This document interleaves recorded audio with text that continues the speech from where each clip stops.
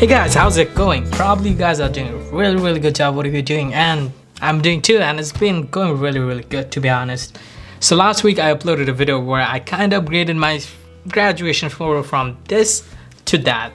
To be honest, I had a lot of fun making that video because it was something that relates to me, and I thought since I edited the photo, why don't I share with you guys how I did it. I mean, editing photo is a really crucial part right now in social media life. In today's world, social media is a really big thing, and presentation is one of those criteria you need to focus on to get more attention basically. And for the presentation, editing is crucial. Let's talk about essays. When you write an essay, you try to make the best version of that essay, and sometimes you edit the lines a little bit to make it a little bit more better. Same thing for the photos, you need to edit them to bring the most out of them. So I was thinking about why don't I share my workflow with you guys, that how I edit my pictures, and you guys can follow me, and probably you guys can pick things up too about my editing flow basically.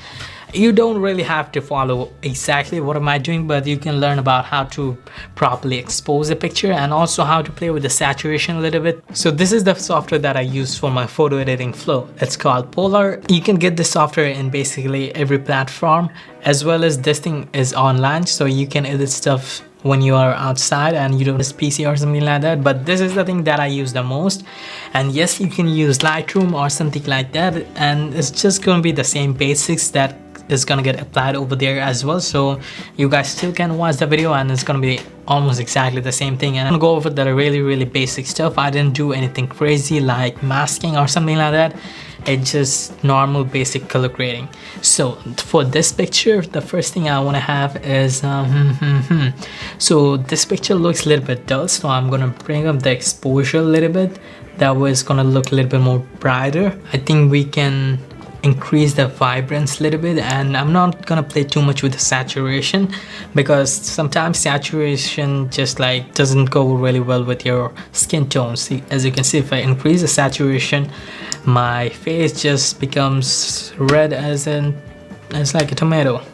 So don't mess with the saturation too much. Yes, you can just increase it just by a bit to bring up a little bit more character to the picture, and you can play with the vibrance a little bit more than the saturation, because vibrance mainly attacks the colors of the picture, not really the reds. So the reason we don't play with the saturation too much, because saturation mainly attacks the red color spectrum. For the vibrance, it's mostly working with every color in this picture, and it's just like bringing them up. So I'm not gonna touch the saturation too much. I'm just gonna increase the vibrance by like 30, and after that we're gonna come back to the exposure, and probably I'm just gonna bring it up a little bit more. Editing is all about answering questions. You don't really know what you're gonna have after like half an hour or something like that. You just have to go with it. So for this picture, as you can see, I increased the exposure a little bit, and I'm just gonna bring a little bit more contrast in, because that way it's gonna pop up a little bit more, and the blacks are gonna go a little bit down, and it's gonna be a little bit more darker, and it's gonna be a little bit more poppy. And after that, I'm just gonna bring down the highlights a little bit, because as you can see, the light bulbs is really bright, and it's just like blowing out the whole picture. If you ever taken a picture of anything with a bulb or something like that, most likely it's gonna be overexposed, and you're gonna see the highlights are blown up. Highlights is basically the brightest part of the entire picture, which is these bulbs in the picture, and I'm just gonna bring them down a little bit. That way it's gonna be a little bit more subtle, and also you're gonna see the tungsten in them. That way it's gonna be a little bit more, I don't know, it looks better on my eyes. So I'm just gonna keep it at around like -75 or something like that. After that, we're gonna move on to the shadows.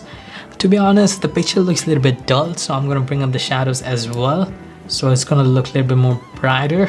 And as you can see the corners, and it's a little bit too much bright, but to fight that, we can always apply something like veneering or something like that, so we can use that. So I'm just gonna bring down the whites a little bit, and I'm gonna bring up the blacks. To be honest, no, I'm just gonna bring up the blacks a little bit, and the whites are gonna be right over there. That way it's gonna pop up a little bit more. I really want to make sure the black is really good and it's coming out, because sometimes when people color grade, they don't really care about how the natural look of the picture looks like. The best thing you can do, you can focus on the blacks and whites. As long as those two colors are good, you are gonna be all fine for the editing. Let's bring a little bit more clarity in the picture. I'm not gonna sharpen it because when you sharpen it, it just becomes a little bit more like, what do you call it, digital, and a little bit just like it doesn't feel all right. To be honest, I would rather just like diffuse it a little bit. Basically, it's working with the texture and the midtones. So I'm just gonna keep it around like 14 or something like that. Therefore, let's move on to vignetting. I'm gonna bring the vignetting a little bit, so it's gonna go down around 30. To be honest, I'm not sure if I'm gonna leave it right over here. Probably I'm gonna change it a little bit. Corners are not doing anything for the picture. It's just like kind of distracting. It's better to have vignetting in the picture, that way the eyes are gonna draw into the middle part. Luminance is gonna go up by 28. I'm also kind of planning to have that bloomy kind of highlights, that way it's gonna come up a little bit and it's gonna look like really glowy. And now we're gonna move on to my favorite stuff, which is the curves. For that, I'm gonna bring the blue up a little bit and I'm gonna bring down the red just like this. As you can see, it gives me a little bit of that Joker look. This gives me a look where the shadows are a little bit more on the cooler side and the skin tones and the main subject of the picture is more on the warmer side. That way it's gonna make it more contrasty and it's gonna pop out a little bit more. It's draw more attention to the subject basically. So this is a really easy way to create that teal and orange effect that you see in most videos, and probably I think you might have heard about the orange and teal filter. Basically that's how you can create something similar to that. It's not exactly how you create teal and orange. I'm gonna go down, and I don't really work with the toning or anything because most of the time you don't really have to, and it kind of like you don't really have to worry about that. After that, I'm gonna go to luminance. Luminance is gonna focus on the highlights of the picture, the brightest part of the entire picture. And as I said, I want the highlights to be a little bit more gloomy. For that, I think I'm gonna increase the exposure a little bit. To be honest, I don't like it. I'm just gonna decrease it rather than that. After that, I'm probably gonna increase the brightness a little bit. That way you can see it's getting a little bit gloomy. If I want, I can change the temperature, but as you can see, it's just affecting the whole entire picture. Increasing the temperature of the bulb is going to bring out a little bit more from them, and it's going to look really orangey, which I want. Don't really want to play with the tint. I mean, we can do something like this. To be honest, I'm going to leave it at 32. It doesn't look too bad. The highlights can stay just like as they are. So with the clarity, I'm gonna bring it down. The clarity is basically the texture. If I bring the clarity down, as you can see, it's getting really gloomy and really soft, which I really do want, and it's the main purpose of doing the luminance mask. I'm gonna bring the exposure up a little bit, not too much, just a bit. Let's bring the vibrance up. Saturation is just gonna go by a bit. Temperature is gonna go up all the way. So this is how it looked before, and right now it looks something like this. It's really cinematic and it looks pretty darn good, to be honest. Highlights are really gloomy. The shadows are a little bit more on the cooler side. The subject is more on the warmer side, so it's bringing more attention to the center of the picture, which is kind of the main purpose of this entire picture. So that's kind of good. But still, I want to work with my face a little bit. I think it's just not there yet. So for that, I'm gonna go to this face thing, which is retouch, and I'm gonna add a face. So I don't really want to make it smooth or anything. I think it's already smooth enough. I'm gonna make it a little bit more brighter by increasing the tone. The shadows are gonna go up by a bit, and I don't really want to play with the hue because if I increase it, it's gonna turn me into a goblin, and if I turn it down, it's gonna turn me into a Hellboy. The saturation, I don't really want to increase it because still, like I told you, saturation mainly affects the red color spectrum of the picture. So I'm just gonna leave it right over here. If I want, I can do something like make it black and white. That looks like funeral, so I'm not a big fan of that. I'm just gonna leave it right over here. Let's increase the highlights a little bit. Then we're done with the face, and it looks something like this. Before, after, before, after. As you can see, the face is looking pretty good. I mean, it's my face.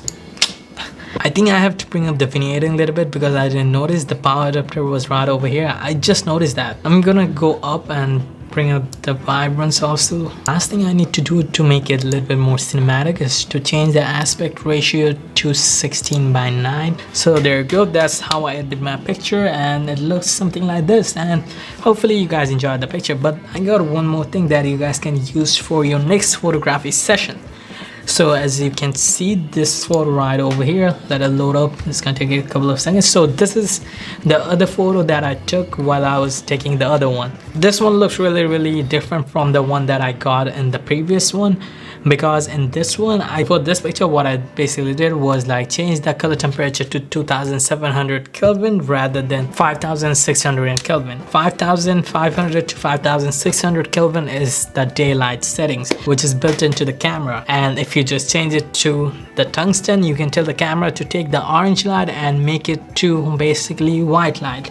Same thing is happening over here in this picture. I want my camera to take the orange light and convert it into white light. That's why all the bulbs are looking really white. If you look at the corners, it's really blue, because the camera is also taking the white light and it's converting it to kind of like bluish light. So that's how you can get this picture without any kind of editing software or anything like that. So that's basically it for today, and it was a lot of fun showing you guys how I edit my pictures. And thank you for watching. I know this video was like really on the nerd side, because if I'm assuming if you don't do photography, you didn't understand like half of the terms that I said. But thank you anyways for watching the video, and I really appreciate that.